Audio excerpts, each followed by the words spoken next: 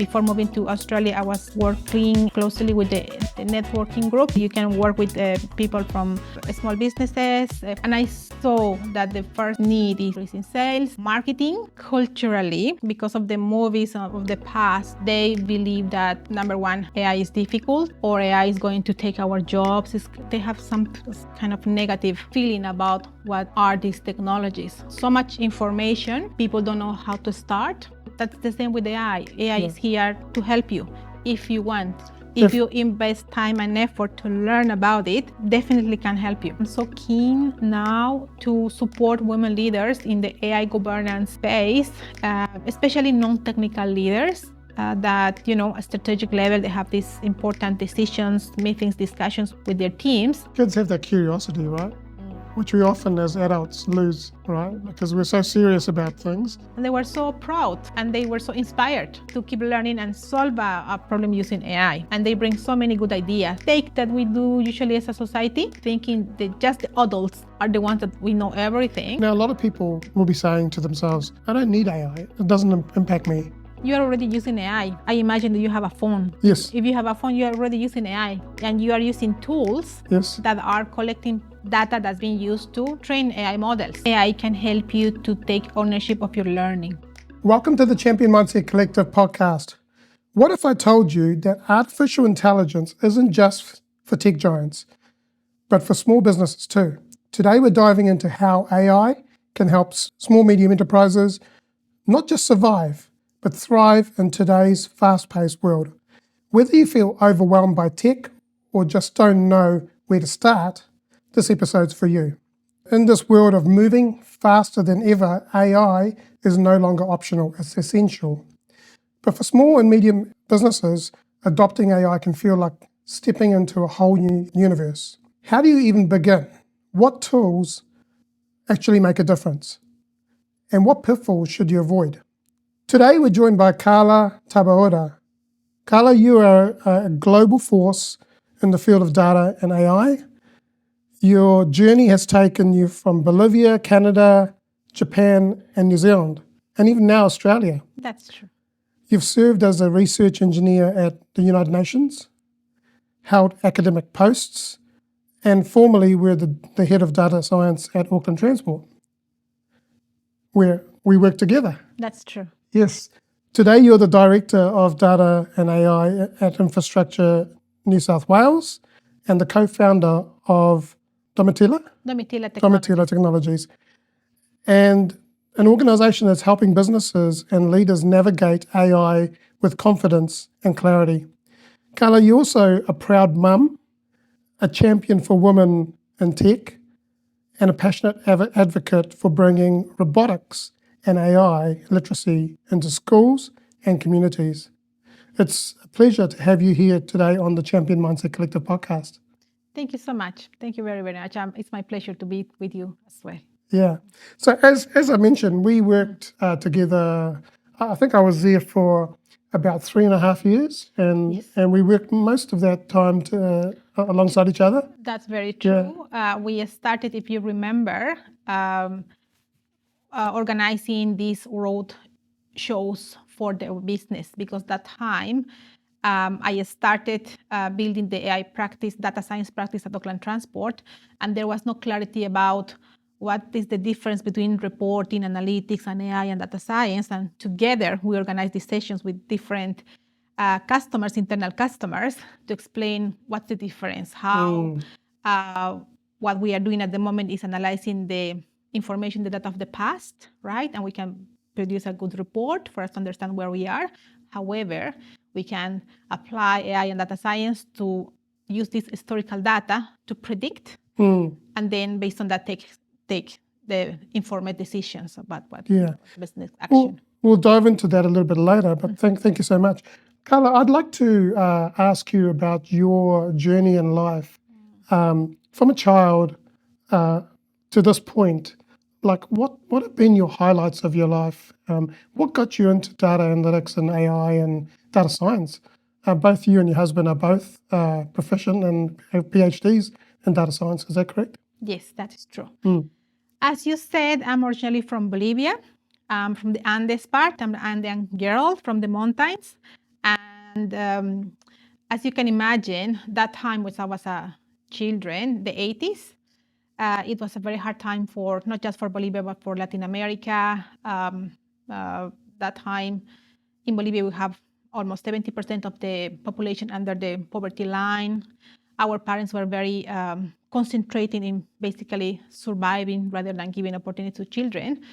And I was a very keen girl, keen to study, keen to learn new things.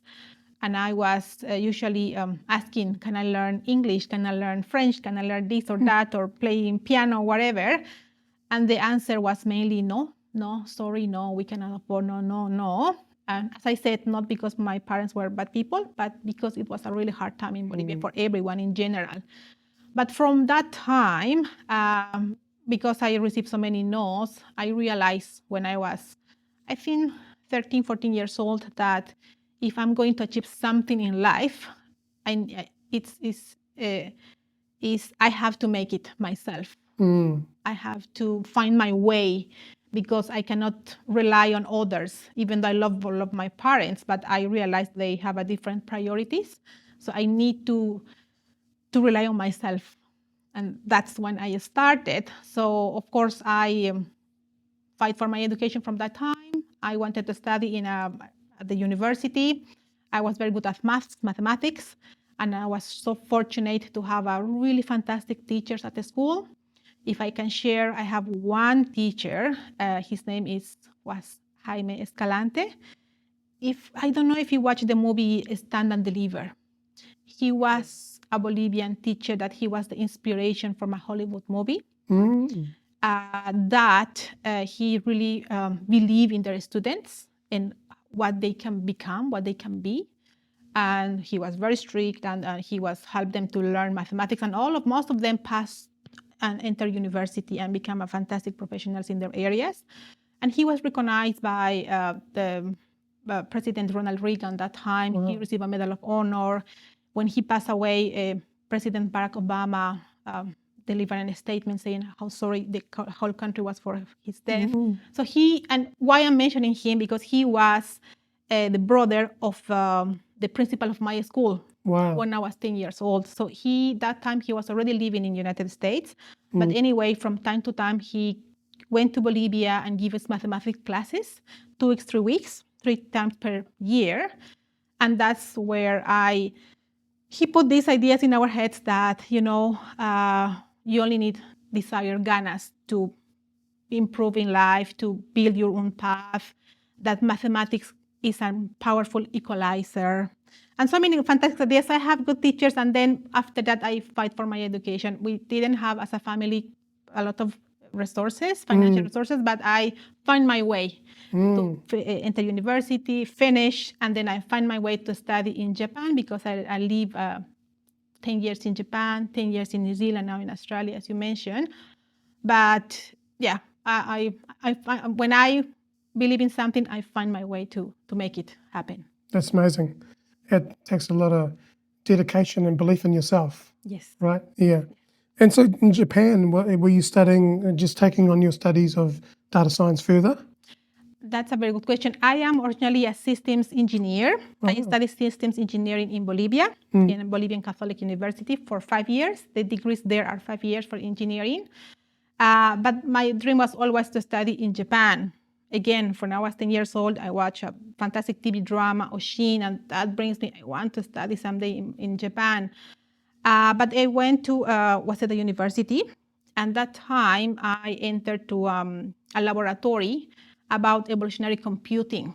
That was something absolutely new for me, with my husband together. My son was 1 year old at the time. Wow. So we were 2 students with a baby that find our way as well to study. But we were so fortunate that we find such a fantastic teacher. His name is Professor Kotaro Hirasawa. He was innovating using AI, data science, machine learning techniques to analyze big data. So that's the first time that I was introduced to data mining. And I can tell you that I'm already 20 years in the field of AI and data science. And from that time, 2005, I am witnessing the evolution of these technologies. And that time it was data mining, knowledge discovery process. I was fortunate to work with people, professors like Professor Zadeh. He was the father of fuzzy logic. He worked with my professor at the university. And that time, the first conference that I attended about NLP, LLMs, I will explain, it was, for example, words computing, because that time was very common to compute numbers, numeric data. But then we were evolving into analyzing also words and then video and then images, right? So I witnessed it how from words computing became text analytics, text mining, then natural language processing, then large language models, LLMs, that now are ChatGPT-like technologies, right? So I can tell you that the last 10 years, I'm witnessing the evolution of these fantastic technologies. I contribute a little bit with my son of grain to do the research and innovative techniques. But then after my studies, because in Japan I did my master, PhD, and postdoctoral degree, then moved to Canada 1 year to continue with another postdoctoral degree, but also work for a company as a project manager in NLP technologies, and then in New Zealand. But from academic background, I jump into the industry to apply these technologies to solve business problems. So that's how I entered to the world of AI. So it's been so fortunate to study in Japan in a university that was connected to these fantastic minds in the world. And then I keep learning and applying. And then now I believe that my mission is to ensure that we use these technologies to solve important business problems, social problems, focusing on support society, apply science and technology for social good. Yeah, and responsibly as well, right? Exactly. Yeah. You mentioned solving problems. Tell us about maybe 2 or 3 things that you're really proud of that you have solved, in any of the organizations you've worked in. I'd love to hear about some of the things that you've worked on that have really made a difference and impact to people's lives. Thank you so much for that. Usually, that's very interesting because once I decided to jump from the academia to the industry, I work mainly for government organizations, right? I worked for Inland Revenue in the past. I worked for Auckland Transport, now Infrastructure NSW, which is also a government organization. My work was mainly supporting people to do their work smarter, not harder. But something that I'm really proud of, I can tell you what I did for Auckland Transport, because as a part of my strategic plan, which areas we should focus as a data science team supporting the business, I realized that, number one, focus on safety, making our roads safer, right, for people. Number two, it was supporting listening, understanding our customers, and then network optimization. But the second one, the listening and supporting our customers, I was very keen to do that because, as you can imagine, at Auckland Transport, we receive so many interactions, complaints. And sentiments. Yes, Yes. from a lot of daily from people from different segments. And I was so keen to use this information, this rich source of information about how we can use it, analyze it, and improve. How can we improve our services, products, and processes that we are doing. One specific example that made me really, really proud is that a work that was for schools. We built a solution that was analyzing complaints coming from parents, teachers, and students themselves that we store in a specific CRM database, right? And what that time, we had a specific team, the community transport team at Auckland Transport, that they have to deal with, they have to visit the schools every year, several times. And it was true that every time that they go, they were with empty hands, like, how are you? How can we help? And usually the response was, you should know what are my problems. I told you last year, but a different person came, so why you don't know? People were absolutely frustrated, as you can imagine.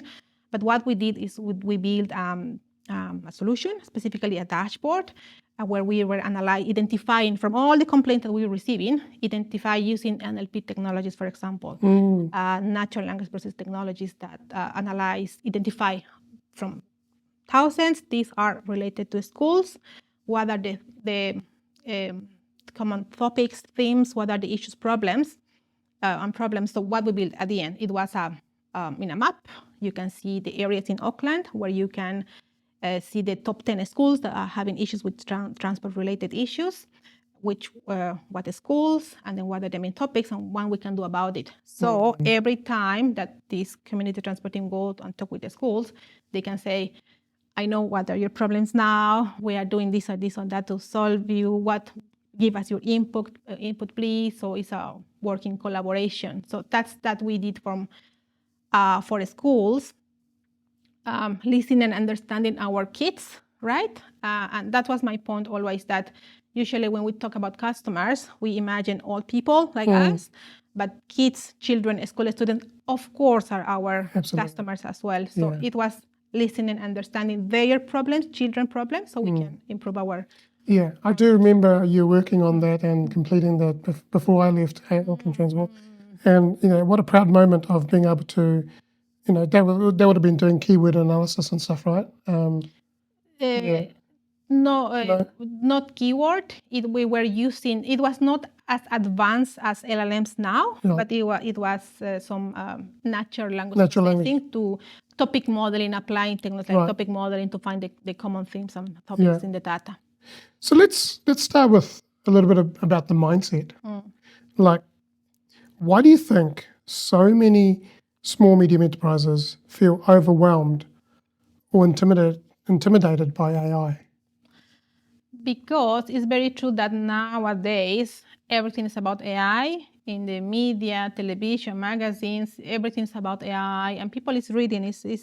They're keen to learn and understand, but the articles maybe some might be superficial. It's not enough, and it's very true as well that culturally, because of the movies of the past, they believe that. Number one, AI is difficult, or AI is going to take our jobs. They have some kind of negative feeling about what are these technologies. So I think it's so much information, people don't know how to start, and this negative feeling that is something to do something negative in my life. So I think that's the common. Yeah, and so many people are like scared of AI. Scared, yeah. They're saying, people thinking that AI is going to take their jobs. Yeah. And, AI is just a tool. It's an assistant. It's here to help us. That's the mindset that they should shift now, that AI might be a helper. Yeah. And that's the difference when I was in Japan. I told you when I was living 10 years there, that in Japan, technology in general, it was always a helper, a friend, because they're very busy, they're work-oriented, they work really hard. I love Japan, but they are so busy. And technology was always a helper. Any piece of technology, a washing machine, a better washing machine, a better rice cooker, any piece of technology is a helper. Absolutely. And that's the same with AI. AI is here to help you if you want. If you invest time and effort to learn about it, definitely can help you. That's right. And the last episode, AI episode I did was around with Monica Taleva, was that AI doesn't judge you, your background. You do, right? And so, so we got to shift our mindset around what AI is, and it's not there to have negative consequences on us. If we use it responsibly, then it's going to help us. That's the detail as well. This is a collective work. We are in a stage of time that if we are proactive, all of us working together, small businesses, medium businesses, people in the AI field like me for a long time, government and academia working together. So we ensure that we use AI for the right thing. We can go for a really fantastic period where we can have abundance of new jobs, new possibilities. But if we don't invest that time and effort working together, we can go from a different path. Yeah. So we need to be very responsible now. Yeah. And I see there's a lot of people see a competition type thing, where for me it's about collaboration. It's about working, like you said, working together. When you work together, you're stronger. You've got different perspectives, Yep. and you're able to achieve a lot more together than you can on your own. No human being's ever made it successful on their own. There's always been someone behind them or beside them Yep. that's helped them become successful, and so it's no different. So, what is one shift in mindset that can help them take the first step?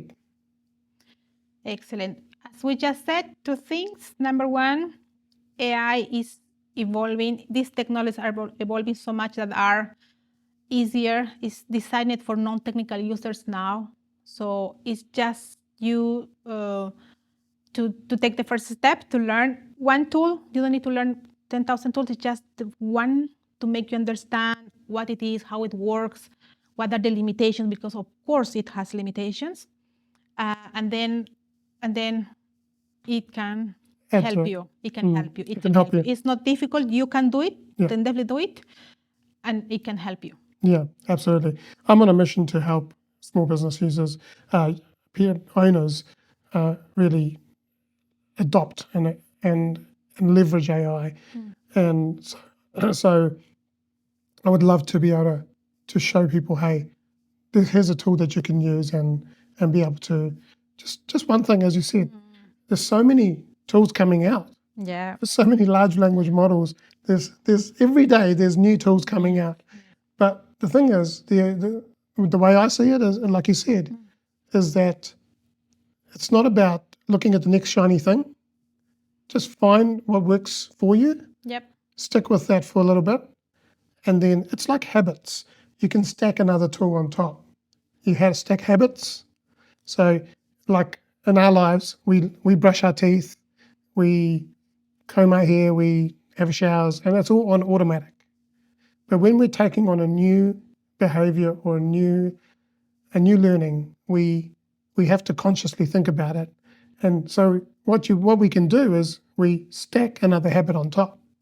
In the same way is that if you're using a tool and you then become really comfortable with it, you can then add another tool that's going to help you. Yes, it will be easier and faster, but please take the time and effort to learn one tool. One tool. But the whole thing, who is building this tool? Where are they based? United States, New Zealand, Japan, China. What they are using, what models are they using? So learn the foundations first, question so much about the tool that you will be using, and then focus on your own business problems or own needs. Apply it, use it. If it's good enough, you keep doing it, and then you, as you said, keep adding more tools. But start with one tool. Start with one. The benefits, limitations, risks. So you have a good starting point. Let's talk a little bit about practicality over perfection. How can small, medium businesses get started? Like, what are some of the low-cost, no-code tools that a small, medium business can explore today, in your opinion? Sure. There are many good tools. The one, and I can mention again, many tools, but the one I can see that it can help you is Perplexity AI. Have you used Perplexity AI, right?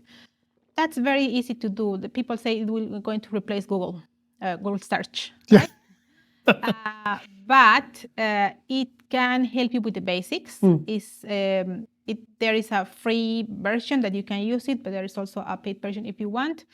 It has deep research mode, which is, I think it's available in other tools as well, ChatGPT. However, it can be your 24 hours, 7 days per week research assistant. So you can give a query, you can give a prompt, and that's another skill that I encourage people to learn more about prompt engineering. But you give your query, it can help you to do a research. For example, compare this product with this product. And good thing about Perplexity AI is that once it generates the response, it always gives you a citation. Yes. So you get the response, you understand, you analyze it, but always you can go to the citation To the links, yeah. to validate, right? To validate it is true, it's not true. Yeah. What's the source of this information? So that's the basics. That you question, you get your response, but you always go to the source of information to see if it's not hallucinating, right? Because we already know that the AI can hallucinate. It does, yeah. So it can be your research assistant, it can be your marketing assistants to create content for marketing. As you already know, before moving to Australia, I was working closely with the AI, the networking group in New Zealand, in Auckland, where you can work with people from small businesses, for example, beauty salons, skincare salons, landscape owners.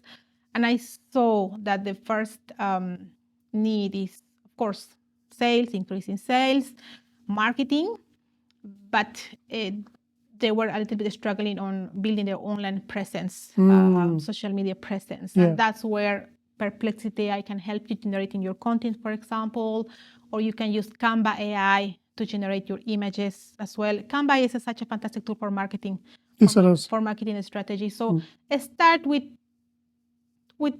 those tools. I don't want to overwhelm you. Perplexity AI, get your responses, validate information, do a market research, build your online presence. You can generate your content, you can adapt, adjust, you can generate your images as well, but always be transparent with your customer. That's very, very important. And that's where I think we can discuss later. Being transparent with the customers, how you are using AI. Yeah, absolutely. Yeah. Can you share an example of a small, medium business that you've seen benefiting from adopting AI?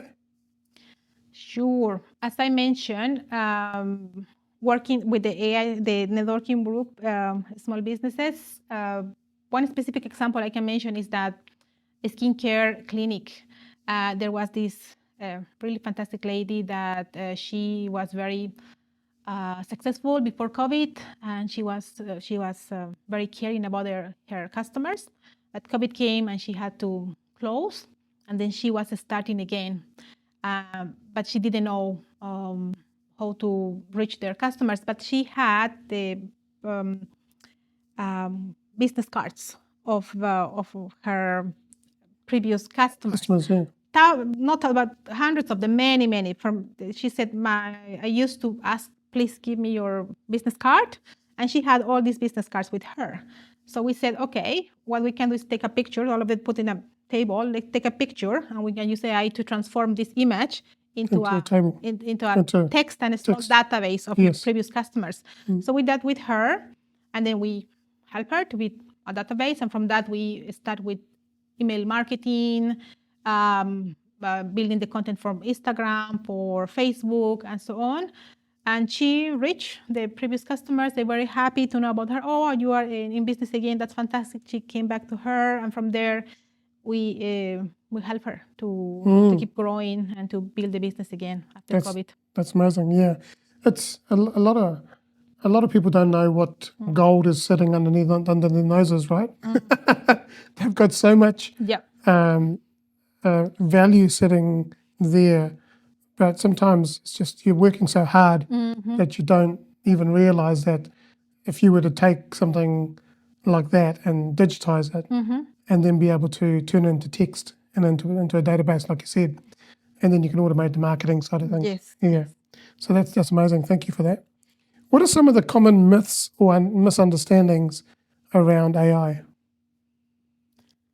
Again, that is difficult, that is only for technical people, that is going to steal our jobs, that some parts, if you don't learn you could live behind. Yes, you Yeah. will be left behind for sure.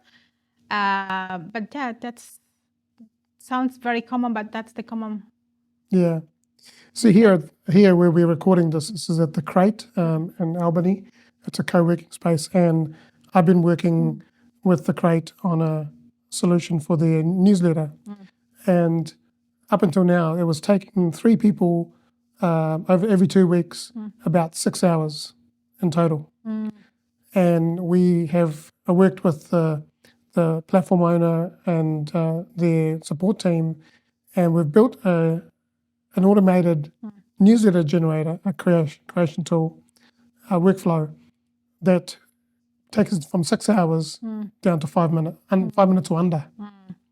And we were having some issues with AI hallucinating, because whenever we sent images across, because to create, you had a title, topic, and we were asking OpenAI to pick the right image in a folder. And it was hallucinating and giving the wrong image. Yeah. But as of today, we solved that, and now it doesn't do that. So it's just learning the limitations of AI, and then what other tools can you use to help with AI working smarter as well. That is Right. true. And as you said, keeping the human in the loop, Absolutely. validating the responses. Absolutely. You cannot trust for AI to do everything for you. Yeah. It can help you on some specific tasks, but you always need someone yourself or somebody from your team to validate the responses. Absolutely. So the end of that process is an email goes out to, it gets uploaded into Zoho's email campaigns, and then email goes out to the approver, who then validates it and approves it, and then it gets sent out. Yep. Yeah. So so we've two newsletters, one for Albany here and one for the Hamilton branch, and we've automated that. And so we're looking at taking this tool or this workflow out to the market and be able to help others as well. Sure. So if you're watching this and you're doing newsletters and it's taking you a long time, reach out to either Karla or myself, because we are looking at doing some work together as well. So yeah. How do the misconceptions that we just talked about hold these businesses back? Because they are living in fear, right? They are being paralyzed by fear and they're not taking actions forward. That's the problem.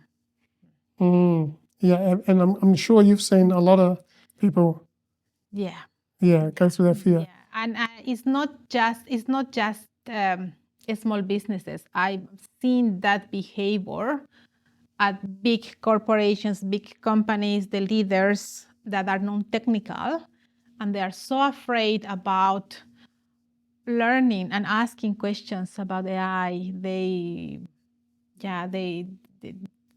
don't want to recognize, I don't understand this, please explain to me what are the risks, or let's discuss openly about what we can do with AI, what it is, and how you can use it at the organization. Sometimes egos as well plays a big, role there, but it's mainly the fear. One thing I want to say is that fear is false evidence appearing real. Fear is actually your friend. It's giving you feedback. And life is about expanding. It's not about staying in your comfort zone, because, and I've said this before on this podcast a number of times, your comfort zone is where your dreams go to die. So life is about expanding our comfort zone. And our brain is an amazing organ and an amazing tool, but it keeps us limited because of the fear.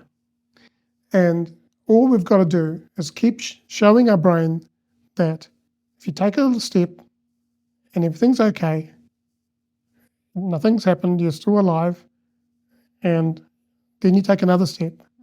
And eventually you can program your brain to not limit you, but it will actually start helping you move forward.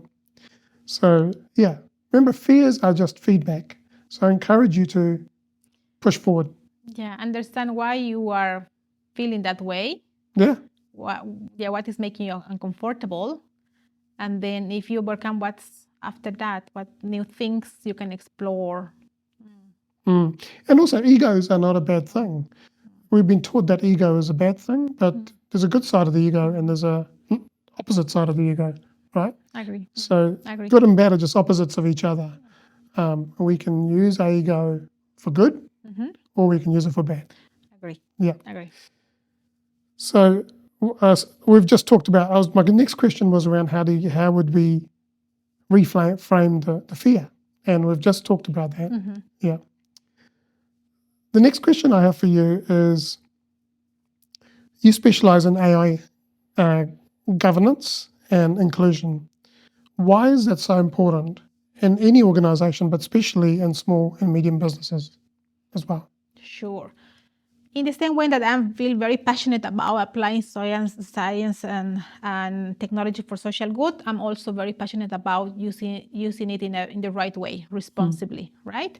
And specifically with AI, you have to be responsible at every level, not just a big corporation, but also SMEs, as you just mentioned, to understand how can you use technologies in a responsible way. And that means that you establish a clear guidelines for yourself and for your team, whatever the size, how we should use how are we going to use these technologies, right? To create content, to build images, and so on and so on.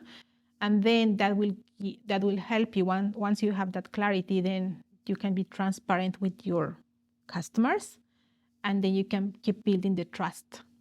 That's the most important. You at some point you are going to use AI. AI is not going away. It's here and it will continue evolving and be more present in our lives more and more. And you will be using AI, believe it or not, if you want or not.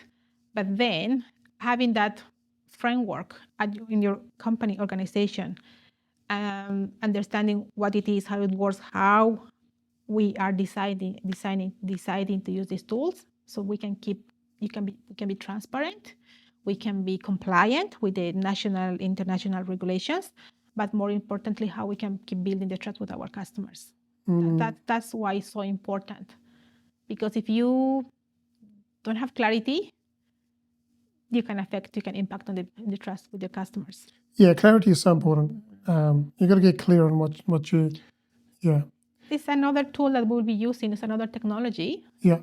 You need that clarity, what it is, how I want to use it, and then be transparent with my customers. Yeah. AI has been around longer than we think. Yep. Right? AI has been around for a very long time, and we don't even take notice of it. Like most of our technologies that we use or appliances that we use have AI built into it. I've got a toothbrush that has AI built into it, and I bought that toothbrush, well, not the head, but the actual toothbrush, mechanical thing, I think about 3 years ago, and it's still going, but it's got AI built into it. It can sense when I'm going too hard on my teeth, and it lights up. That's all AI. It's all artificial intelligence. It's evolving. It's becoming generative. And then what are the other stages of AI? So currently we're in the generative AI, where we can generate content and information based on AI. What are the other AI advancements that are coming in your mind? Next will be automation, and that's where we are in the agentic approach. Yes. The agents that they cannot only generate a response for you, can help you, but after that it can take actions. Yes. Right? Therefore,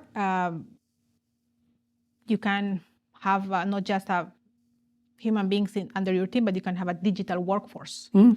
And that's areas, for example, Salesforce or Agentforce are very powerful at the moment, that you receive a complaint in your database. AI can prioritize, for example, the most people is really upset about your product or services. Then it can you can see, you can raise an alert to a human being, analyze the specific complaint from that person, and then AI can help you to draft an email, and then you can take an action to contact the person. Always a human in the loop for sure, but it can help you to take actions. Actions. And that exact thing, that exact scenario, I'm currently building that. So for the crate, we have the Google Business reviews, and I'm taking those Google Business reviews, and if it's four stars or above, we're looking at automatically responding to those, and then sending an email to the team, and then if anything that's 3 stars or below, that is a heads up of improvement. Okay. And so we're currently working on something that exactly like what you just said, similar to what you just said. Yeah.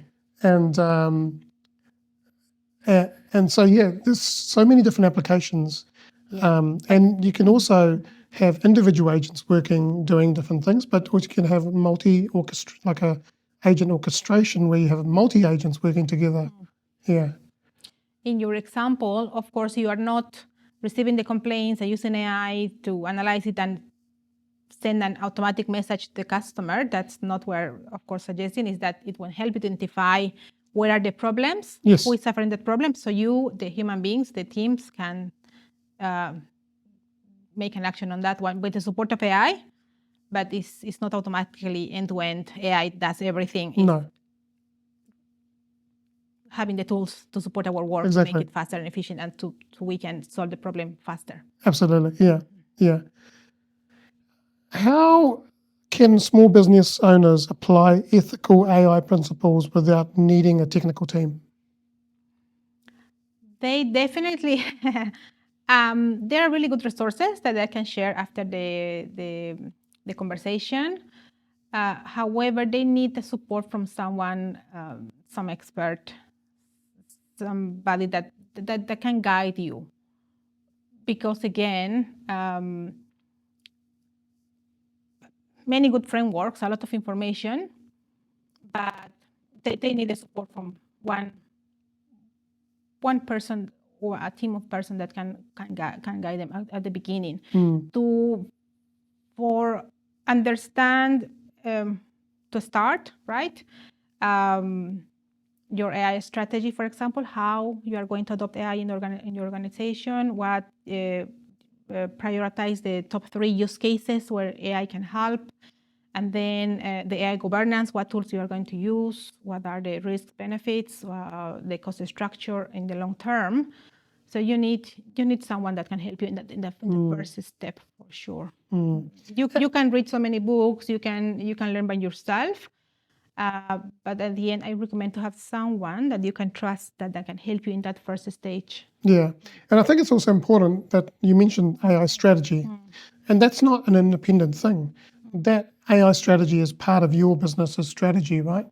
And so if you're looking at your vision 1, 2, 3, 5 years ahead, how are you going to implement, or how are you going to bring AI into your strategy so that going forward, it's part of your ecosystem, it's part of your strategy going forward? Yes. It's a really beautiful exercise when I work with business leaders, because it's for the leaders to remember what's their mission, what's their vision, as you said, 1, 3, 4 years. What are my business priorities? What are my goals? And then how AI can help. And that's where you can build your AI strategy. What data do I need to collect, improve the quality and so on, and what are the priority use cases where AI can help? And then from there, you have your map and you can start implementing AI. Yeah. But I think you need someone that can help you in that first stage. Yeah, and then I was talking to a client last week, and they were talking about how do they embed AI into their business, and I said, well, what is your strategy? What is your vision going forward? And so we're going to be working with them on, me and another professional are going to be working with this client on their vision and their strategy, and then how do we bring AI into that and making it so that there's security with data, but also sensitive data, sensitive data data. privacy, how you protect the data of your customers, how you ensure that you're doing the right thing, how you're being compliant with GDPR regulations and so on. Yeah. And one of the things I built some AI agents for a client and 3 of his websites. He's got 3 clinics and 3 of the websites. And none of those agents are going out to the internet. Yep. They're solely working within the knowledge base of that clinic. And so I've trained it to make sure that all the answers are coming from within the knowledge base and not from outside. And the customer is really happy because he's like, all of his information is now this agent knows about. And it's talking like the doctor. And so he's quite happy about the way it's working. But yeah, it's so important that, information that is being communicated is available information, but you've got to make sure that anything that needs to be secure is secured in a space. Yeah. Yeah, and also data sovereignty. That means where your data, that is being processed. It's processed, yes. Because your data can be locally in New Zealand region, for example. But if you use Azure OpenAI APIs, for example, where are you sending your data to be processed? To be going to the States? To could be or to another jurisdictions. Yes. So you need to be careful on asking those. That is technical data security questions, but you need to clarify that. So how can organizations really, that's something that I've been asking as well, is how can organizations, in the local government where we worked, we were very strict about data going outside of New Zealand, Australia, right? We have the cybersecurity teams that Exactly. are taking care of that. So how can small businesses, how can they protect their data? What kind of systems or platforms would they use to protect the data? That's where I mentioned that you need someone, an expert in the field, not somebody, a specialist in the area that can support you. There are so many questions that you don't know. Yeah. Yeah, and the specialist can help you to identify what are those areas. That's right. Yeah. So why is it so essential to include more women and diverse voices in shaping AI? Sure. It's not only women, it's not just diversity in terms of gender, it's also in terms of ethnicity, in terms of age, because we are, as a society, building, developing tools that are impacting the whole society, right? And it's not desirable that just a specific group of people is building something so powerful that is affecting a lot of people. So the best is that as a society, we ensure that tools, any other social media platform, you have different perspectives, different experiences, different issues and problems from women, from all the younger people, from people from different countries, at the end, different perspectives, to raise where should be any bias in the data, in the algorithm, in the system, identify on time, so we have a positive impact with the tools and technology. Different perspectives. Now, a lot of people will be going, will be saying to themselves, I don't need AI. AI is not it doesn't impact me. So why should I use AI? What do you say to those people? You're already using AI. I imagine that you have a phone. Yes. If you have a phone, you're already using AI. Yes. Got Siri? Yeah. Yeah. Yeah. And you are Alexa and you are using tools that are might be collecting your data that's being used to train AI models. So even if you don't want, you're already doing that. You're already doing it. The best is to get informed so you can take better decisions about what you can do with it. And how are you educating people with this, especially with your business? Excellent. So as a Domitila Technologies, we focus in different areas. One of them is working with the schools and teachers I was very proactive, especially during COVID times, because the kids were at home, and therefore we deliver online workshops. I was very fortunate to have a partner with a company in Denmark that opened the door for schools in Finland, in Denmark, in Spain, in Colombia, in Latin America, in Bolivia. So I'm so keen, so passionate to talk with the schools, school students, with teachers. With the students, three areas, depending on the age as well. But one thing is raising the awareness about social media platforms for school kids. How, if you see the Netflix series about adolescence, I don't know if you watch it, right? It's so hard to see for some parents, but it's very true that as a parent, we don't have nowadays all the influence on our kids' lives. You have social media, you have internet, you have so many things, and especially social media platforms that can have a very negative impact on your child. So you need to be aware that they are based on recommendation systems, based on AI, that is trying to understand what you really like, so you can bring you more and more about that kind of content, and that can harm you, right? So that's one thing: awareness about social media platforms for school kids. Number two is awareness of the new careers and areas because of data and AI. As you can imagine, I'm data scientist, but I work with machine learning engineers, with data governance managers, with data engineers, with AI ethicists.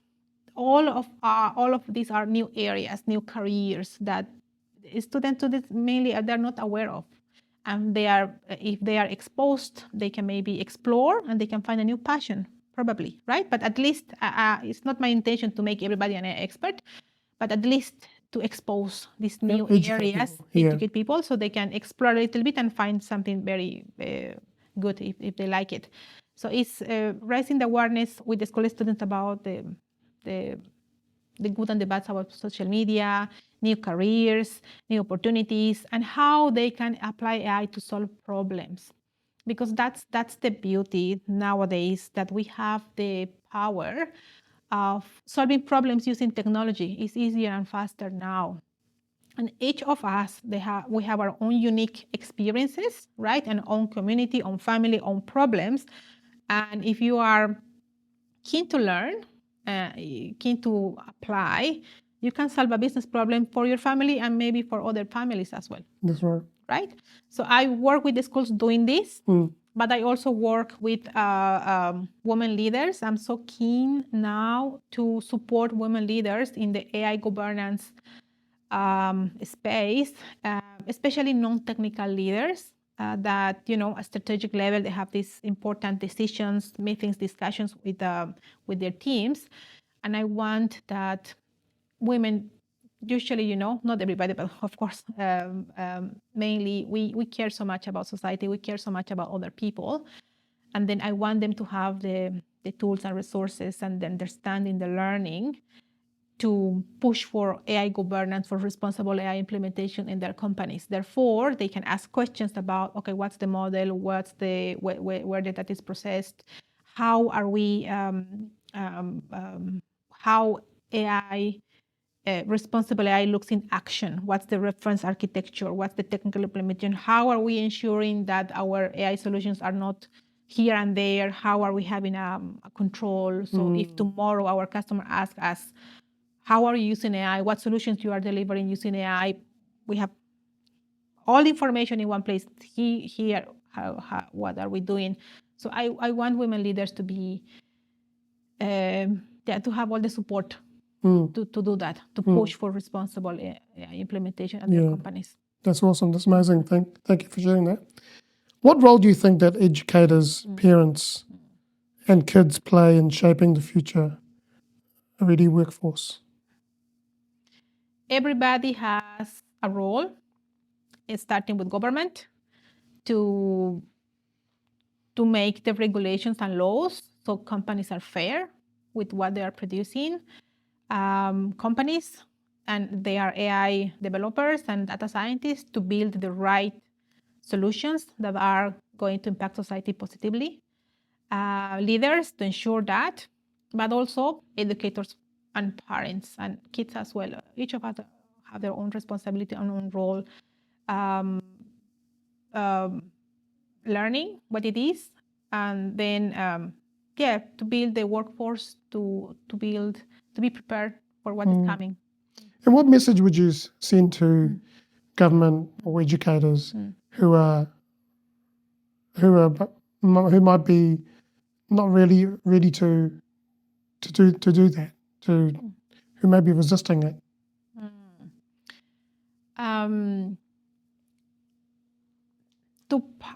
I think to educators and parents mainly, especially because of social media, there is the risk that, to give an example, when we were children, when we were outside in a park or in any other place, you were not safe. Once you were at home in your four walls, you were safe, right? With your parents, with your family, you were safe. But that's not the case anymore. A child can be more unsafe inside in front of a computer than outside. At least outside, you are seeing that he or she is jumping and playing on the trees. But being in front of a computer, you don't know who is being, on the other side of the screen. It's really, really scary. So, because there are many conspiracy theories, a lot of false information out there, kids can put our ideas in their heads that can be so harmful. And that's why we can lose the connection, emotional connection with our kids. That's very scary. You, as a parent and as educated teacher, if you can help support that, so people is more aware on the risks and on all the false information and fake information is out there, that is, their objective is to brainwash some minds, right? You need to be more proactive, learning and understanding what are the tools, what are the risks, what are the bad side, so you can protect your children more effectively. You can support, as an educator, support parents and children to be, to be connected emotionally and secure and safe. Last question before we go into the quickfire questions. Tell us about the robotics workshops and how that mission started. Oh, excellent. It's mainly about AI, not so much about robotics. My daughter is the one that loves robotics, and she wants to continue with that. But this, the workshop that I mentioned that we deliver during COVID times from different countries, is I do that as a Domitila, but also as a head of data science or working for a specific organization.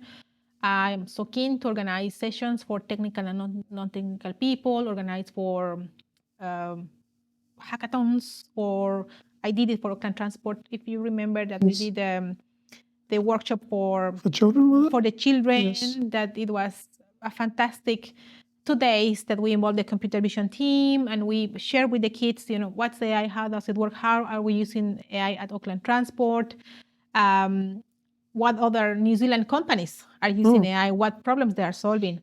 And it was so fantastic to see that for some kids, they thought that, AI is something that, countries like the United States can do it or Europe can do it, but not us. That was the feedback. But when I share with them, we have this company in New Zealand, it's a New Zealand company, they are doing such an amazing things, and look at this other company, New Zealand company in Christchurch. And they were so proud and they were so inspired to keep learning and solve a problem, social problem, using AI. And they bring so many good ideas. So I think a mistake that we do usually as a society, thinking that just the adults are the ones that we know everything. Every time that I work with kids, I can tell you that I learn so many things from them, and that we are wasting so much intelligence and freshness and unique perspectives from them, that they can help us all together, can ensure that we use, beautiful technologies for beautiful purposes. Kids have that curiosity, right? Which we often as adults lose, right? Because we're so serious about things. but kids have this curiosity, and I've been watching my girlfriend's daughter. Like, she's just so curious about AI, and we have conversations about about ChatGPT and different things. And it just amazes me how they are so quick at embracing it and learning. Digital native. Yeah. Even my daughter, like gave her ChatGPT, and she started creating these images of horses and sequential prompting of, oh, now I want a horse that's brown, and I want the girl to be this color and with this black hair or brown hair, and she's only 11 years old, but to watch her do the sequential prompting and be able to get the outcome that she wanted, it's yeah. I mean, some of the adults I talk to don't even know how to do that. And also, here's a question for you. So I've learned, but a lot of people go, well, I used AI once. I asked it a question, but it didn't give me what I wanted. And my point of view is, if you ask a human being a big loaded question, do you think they're going to be able to answer that for you effectively? No. You may need to chunk it down and ask it. Right? Yeah. What are your thoughts on how people can prompt with ChatGPT or Claude or any of those tools? Sure. I believe, the example that I'm going to give, maybe, I don't know if we resonate with you, but I believe that women have so many years of training in prompt engineering. Wow. Because Why is that? Because in my case, I'm 20 years married, right? Yes. 20 years telling to my husband a really specific instruction Right. about what to do something. Yes. If I'm too general, he will not do No. what I'm expecting. That is true, yeah. If I say, clean the house, please. He might clean. Whatever, not the solution I'm looking for, not the right clean I'm looking for, right? But if I say, as the gardener of the house, right? We are having a party this weekend context. Please go to that specific place, do the specific instructions, so maybe the result will be better, right? So it's just a joke, saying that, you have to learn prompt engineering a little bit to give a specific query so you can get the results that you are looking for. Yes. I think that's absolutely true. It's absolutely spot on what you just said, because us men want specific information. We just want to know, what do you want done? Right? Yeah. Yeah. So we're looking for concise information as to what is it you're requesting. And when it gets too general, too broad, you don't know what to do. We don't know what we're going, I can't read your mind. And exactly. So AI is the same. If you throw something very general at AI, it's going to go, well, it's going to give you a response that of course you don't want. But if you were to break that question down into little chunks and do sequential prompting, and when I mean sequential prompting, it's like ask a simple question, then add another question to it once you've got that answer.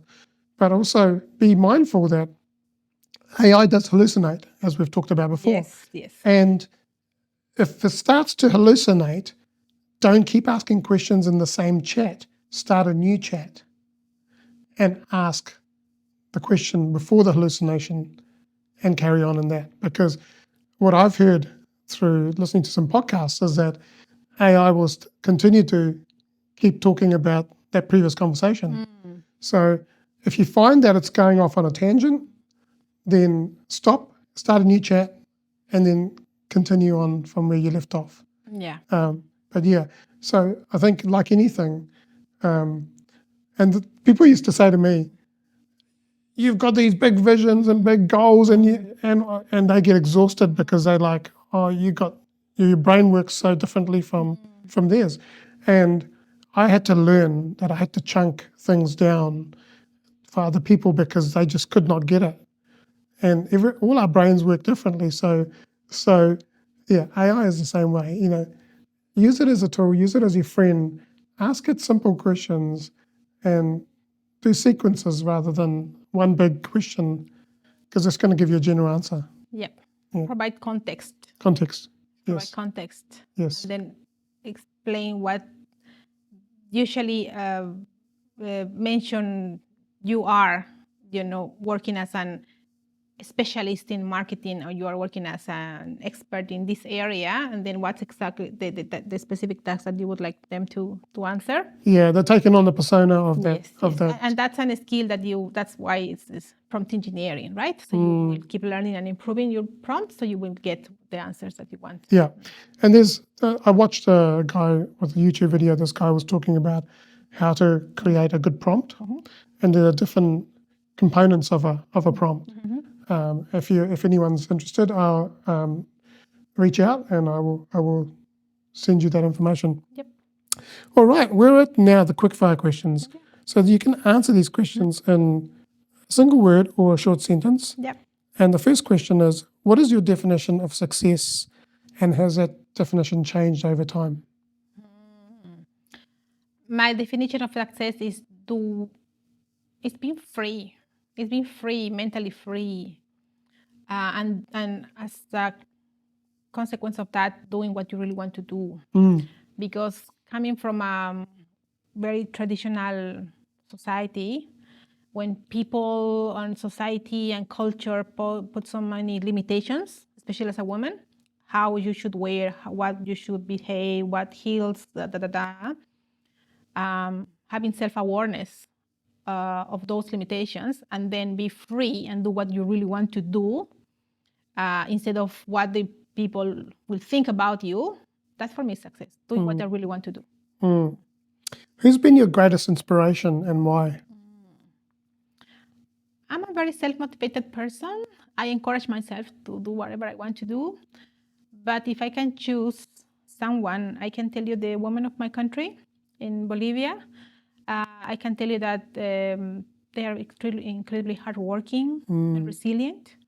A specific memory that I have when I was 10 years old is that there was a program in Bolivia where we have the roads, and the government hired a specific indigenous community to build the roads, but the payment was not cash. The payment was groceries like sugar or pasta or rice, and they were incredibly happy because they can use those groceries to support their families, right? And they were working under the sun, wind, and rain and everything. And from that time, I realized that when you help women, you just not help one person, you help a family, you help children, you can help an entire community. So specifically, the woman of my country, I can tell you, is my inspiration. What is something that you believe that others may disagree with? I think it's religion. Bolivia, my country, is an incredibly Catholic country, and I was very Catholic 20 years ago, but I realized that at the end, religious institutions are just led by human beings like you and me that have, greedy problems, so many issues. So I don't believe in religions anymore. Yeah. If you could go back and give young Karla a bit of advice, what would it be? I can told myself, keep fighting for your education. That's definitely education is a magical key that can open doors for you, as happened in my life. Keep fighting for your education, but also at the same time, start, learning about entrepreneurship earlier in life. Start finding how you can add value to society. You can make a business, and I should start, I think, earlier. So now that I am, this knowledge and expertise in AI, I can be more effective supporting SME, supporting women, because if I build earlier these entrepreneurship skills, I can be more effective now. So I can tell her, read books about entrepreneurship, start your business, whatever it is, and you will keep learning from that. And one day you can join together. You're going to love this. My daughter, she's 11, Olivia, and we've pulled her out of school. She's now being homeschooled, and I'm teaching her AI and entrepreneurship. So how to start her own business. And at the moment, the thing that she's passionate about is she's a nail technician. So interesting thing, talking about AI, Canva just released the AI code for me AI. Yeah. And They announced it last week. Okay. Yes, and I got it on my Canva, a paid Canva, and I've been using it. And I said, Olivia, let's create a tool for you so that you can then, because she was saying, oh, I charge $20 for nails. And I went, that's probably your materials that, you're recouping. So I built this tool and I said, look, we're going to write this. And it started writing the code and it built the tool. And I said, so what does the client want? And I said, okay, they want their nail polish removed. They want to do all these different things. And it said $120. And you should have seen her face. She almost fell off the chair. And because she didn't realize that, that how to run a business. She's only 11 years old. But with this tool and AI, I was able to help her change her mindset a bit, right? So it was interesting. What is one message you'd like to share with the world? I think at this stage is that AI can help you to take ownership of your learning. I'm not saying AI will replace educators, not at all, because they are needed more than ever to guide children to use AI safely in a productive way. And anyway, teachers and educators are more than learning facilitators. They are, for some kids, they are maybe a second mom, a second dad, the only adult that they can trust. So they are not being replaced. But I'm saying, from my times when I had to beg to my parents, please pay for me English classes, French classes, or whatever. Now we have AI tools like a rabbit hole, if you know the rabbit hole, or any other that can help you to learn. I think everybody has a mobile phone now. You can use it as a tool to take ownership of your learning. And from that, you can build the skills and you can have so many good opportunities in life. You can build your own path. It's easier and faster for younger generations to succeed in life now. Yeah, absolutely. If you use it AI in the right way, especially take ownership of your learning. Last question. What does it mean to you to be a champion and have a champion mindset? For me, to be a champion is to contribute to society, is to find your purpose, is to find your way to contribute to society in a positive way. That's a champion, somebody that is valuable for society. Champion mindset should be, life is up and downs. Nobody has a perfect life. Each of us have their own challenges wherever we are. And if you have a champion mindset, is turning adversities into opportunities. So whatever situation you are at the moment, understand that it's part of life. It's temporary as well. It's temporary, for sure, 100%. Nothing is eternal. And then what are the learnings that I could get from this situation? And then how I can turn this into something good for myself. Absolutely. Always put good things to your brain. Yeah, absolutely. Awesome. Thank you so much. Karla, thank you so much for your wisdom and sharing everything you've shared. And I'm sure it's given people some insights and on how they can innovate better and how they can step up in their business and lead with AI responsibly. Yep. And make sure that people are protected, the data is protected, and so on. To our listeners, whether you're a small business owner or you're curious about AI, a leader striving to build ethical systems, or a parent thinking about your kids and their futures, today's conversation is a powerful reminder that AI isn't just for the elite, it's for all of us. So you can connect with Karla. We'll have the links to your in the show notes and whatever else you want to share with us. And if something is sparked for you, then please get in contact with Karla or myself. And so Karla's business is Domitila Domitila Technologies. Technologies, Yes. and I've got a business called AI Workflows, and I help people and small businesses with automation, process improvement, and AI. So reach out to either of us, Yes. and Happy to help you. happy to help you. And you might individually, or you may be working together to help you. So until next time, keep learning, keep growing, and remember that the right mindset, with the right mindset, anything is possible. And as Karla said, adversity is always going to be there. We've got to learn how to adapt and pivot, be resilient in our lives. And I tell you, I'm a true testament of the adversities that I've been through in my life. And what I've learned is that every time something happens is to look for the learning, as Karla said, and what can you do with that learning to move forward. No one is going to come and save us. It's up to us to take responsibility for our lives and save ourselves. So I encourage you. And lastly, I just want to say you are loved, you are worthy, champion your life, champion your greatness, and have an amazing day.